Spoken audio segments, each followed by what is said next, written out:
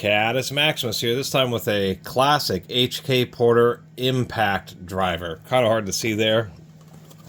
American tool companies are famous, you know, Milwaukee Power Tools and all sorts of... hard for me to come up with a bunch of names off the top of my head. But misspelling words for tools is like an American tool company pastime. As we can see, it's IMPAK instead of IMPACT. HK Porter, still around today.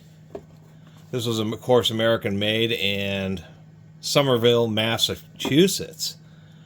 They're really known for making high quality bolt cutters and various other cable cutting tools, that type of stuff.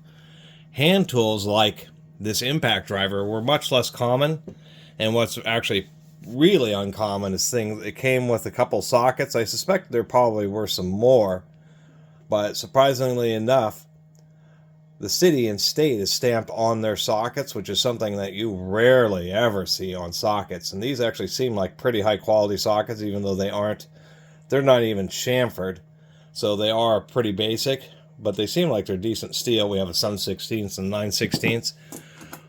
We have our obligatory bits, a number 2, a number 3 Phillips, whatever that is, a 1/4 inch, and a 5/16, a really wide slot.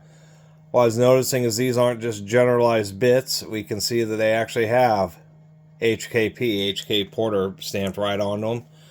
These Impakdrivers use 5/16 bits, not 1/4 inch, just to be extra heavy duty. Comes with a special little drive adapter for that.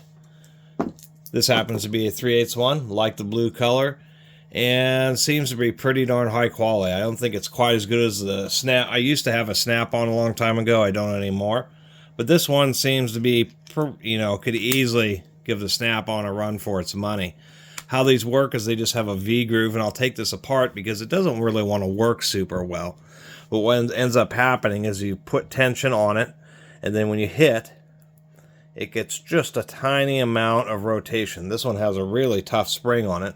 So you got to hit these. You can use steel hammers, but it does tend to beat the end of it up. So it's really recommended that you use something like a pretty heavy dead blow. Those work really well with these types of Impakdrivers. And the whole purpose of these versus impact wrenches or electric Impakdrivers, that type of stuff, is the fact that you're putting a huge amount of downward force. So they're really effective for like Phillips head screws. Things like Hondas and stuff have Phillips head screws to kind of hold in place the brake rotors when you take the wheels off. And like those kind of screws and on motorcycles, that type of stuff, notorious for stripping out and being very stuck. And so that's really where you run into these, and why these types of Impakdrivers are still so valid, is because you're hitting and you're just putting a huge amount of forward force on them while providing a slight amount of rotation. Anyway, figured we'd open this one up. This has one heck of a snap ring on there, which is going to be extra special. I do want to lubricate this, so this is going to be it's going to be a effort to try to get this snap ring off. And all this snap ring is doing is holding the main drive pin from sliding out. The snap rings tend to be made out of spring steel, super hard, and this one, I mean, it took a bunch of force. I mean, I had to put all my weight just to get get the tip of this pick under there, just so I could get the screwdriver under there and kind of work it along the edge, just so I can get enough clearance to get this pin pushed out. Totally bone dry in there. So these things are really simple. We just have a big old steel handle, pretty stout spring that drops in there. And what ends up happening is when you're using this, the spring is pushing it forward. So the pin is attached to the handle. So the pin is actually what's moving. And so when you hit it, the pin pushes against that V-groove and just causes the anvil just to turn a little bit. And when you reverse it, since there's a spring, all you're doing is just bumping it up over to the other side of the V-groove to go the other direction when you hit it. it just pushes a little bit. They don't have to worry so much about like the thin cross sections here, because all the force isn't being applied to this upper portion or along that cross section. All the force is being applied just against the pin. So when you hit it, it pushes and causes this just to rotate a little bit. You hit the handle and boom, just a tiny bit of rotation just to break the fastener. Pretty simple device.